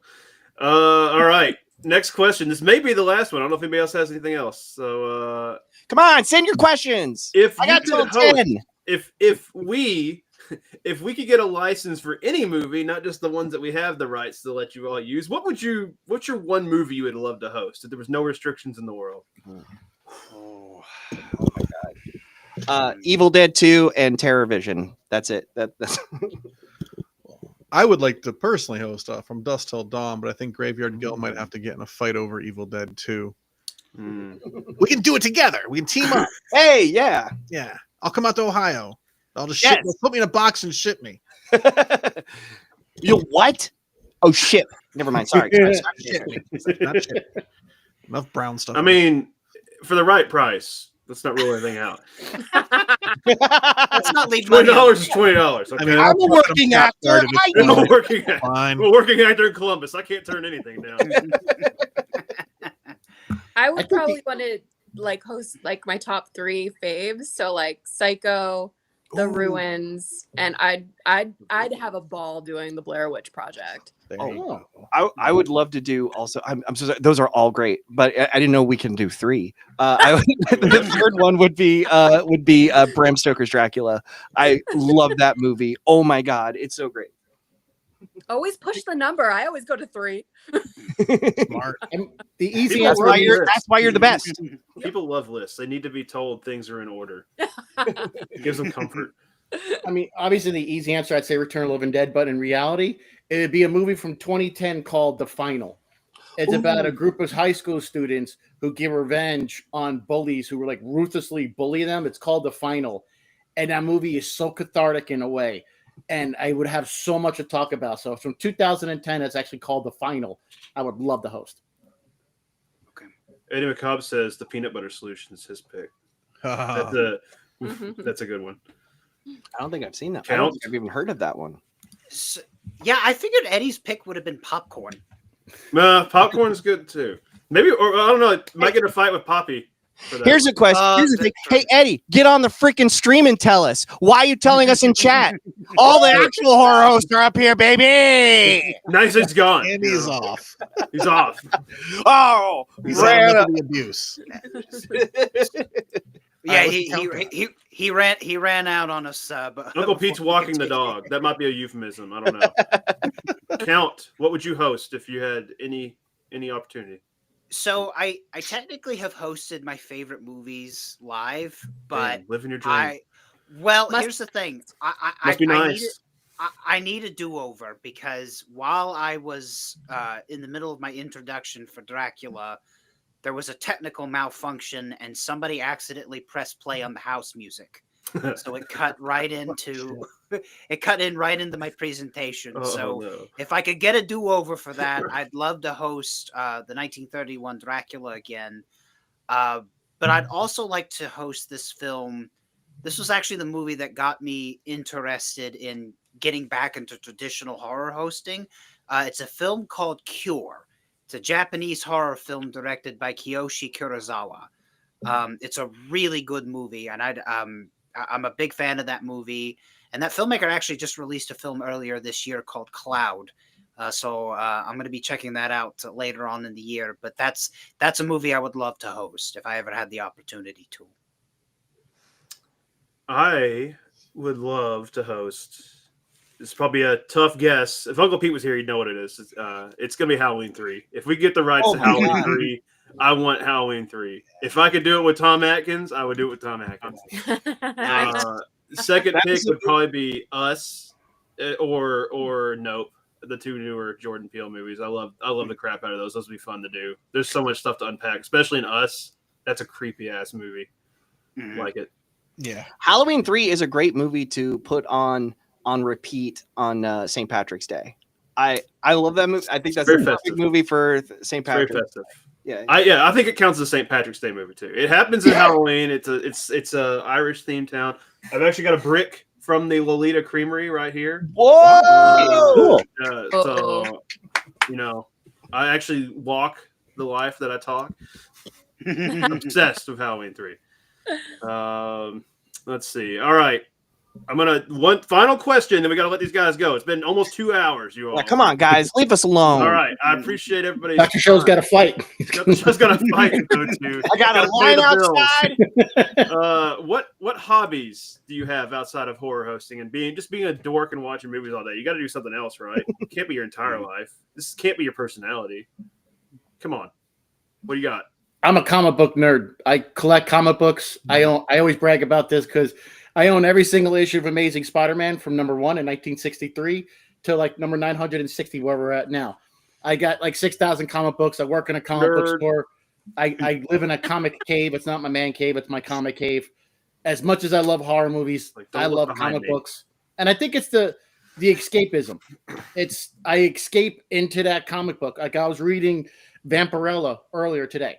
And it's like you escape. It's the same thing with horror movies. Why we love horror movies. It's that escapism.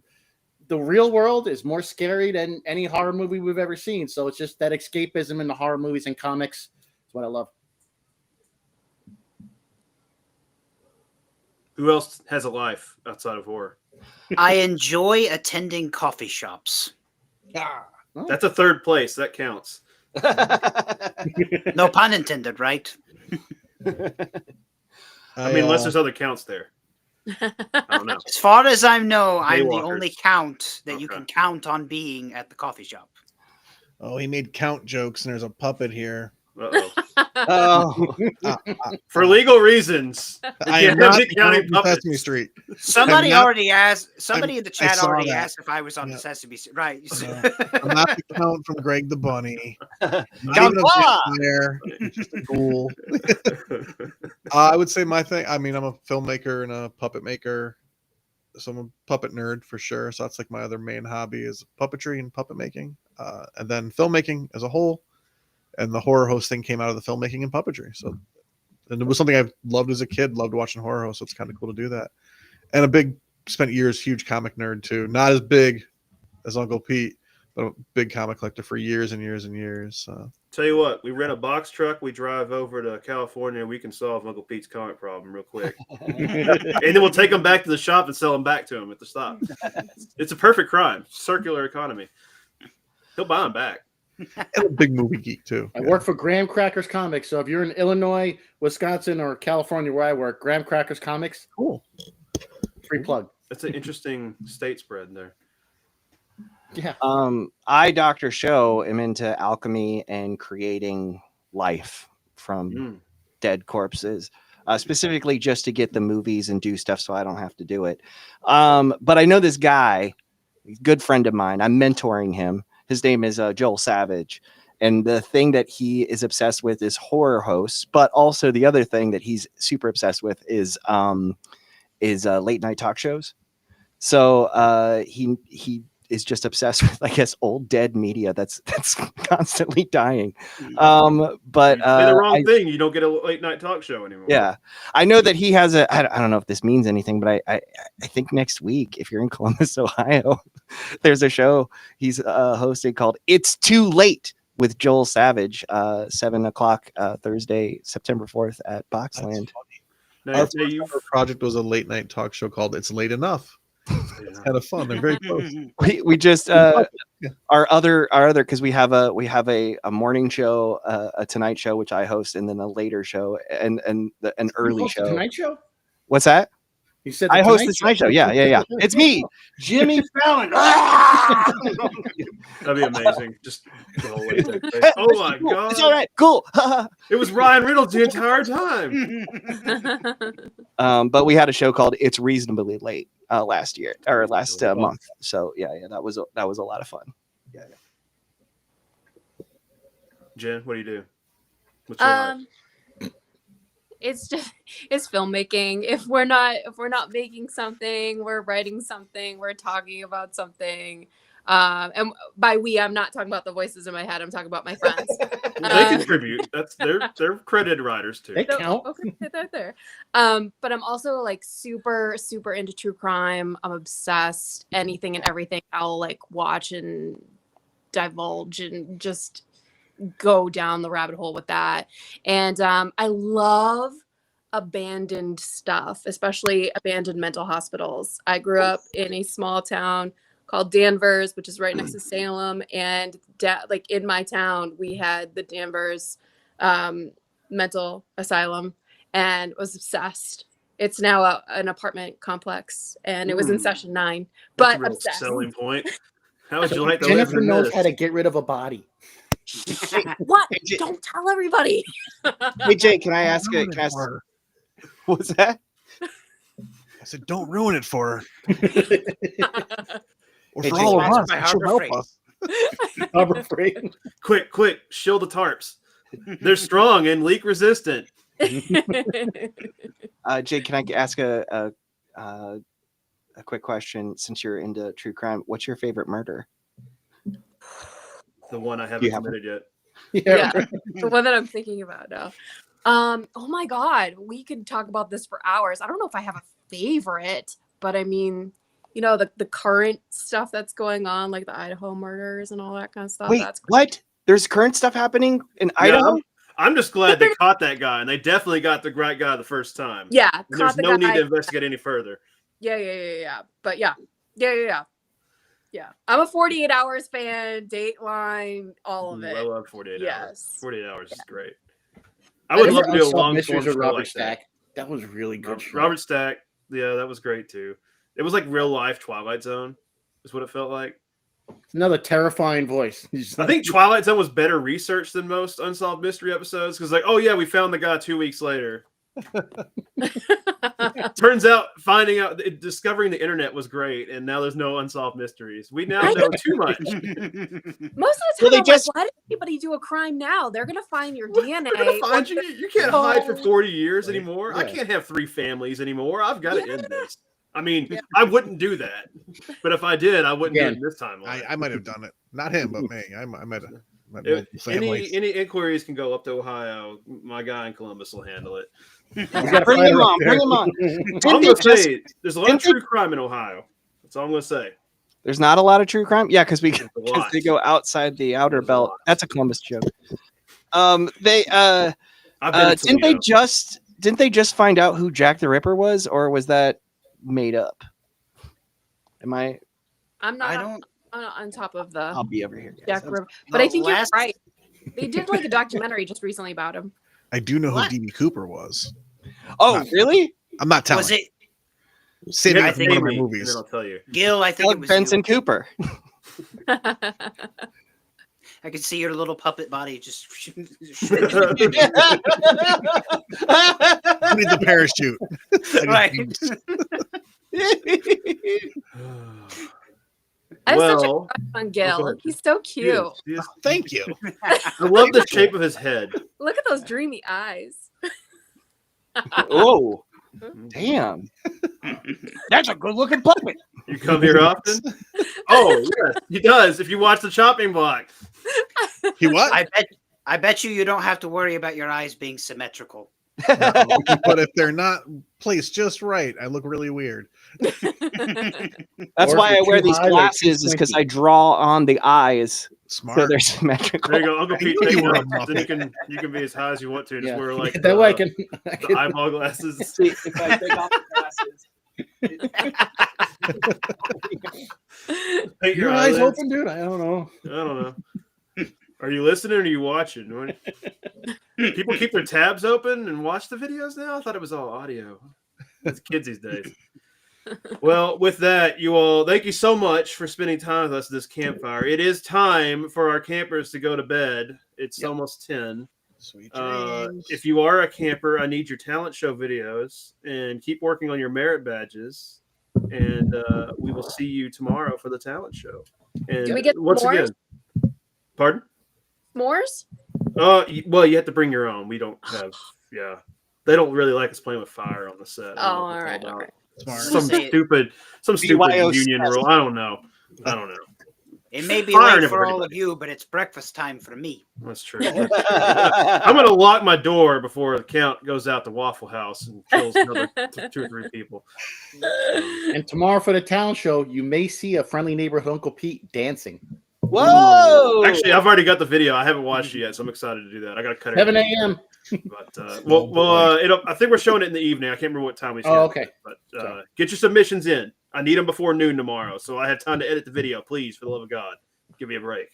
And with that, thank you all. Thank you, Graveyard Gil and Dr. Shaw and Malvolia, you're welcome. Pete and the Thank Count. you all too. And you for having me. Cathode and Eddie McCobb were in the chat earlier, so thank you. Thanks all. everybody in the Make chat. sure you're watching the chopping Thank block. you so much for coming. Go back and watch the chopping block. Yes. Go watch them on their own channels. Yes. Support everybody. There's plenty of Follow room us on in the- social media so we can Do get we can go to other comedy festivals. Do it.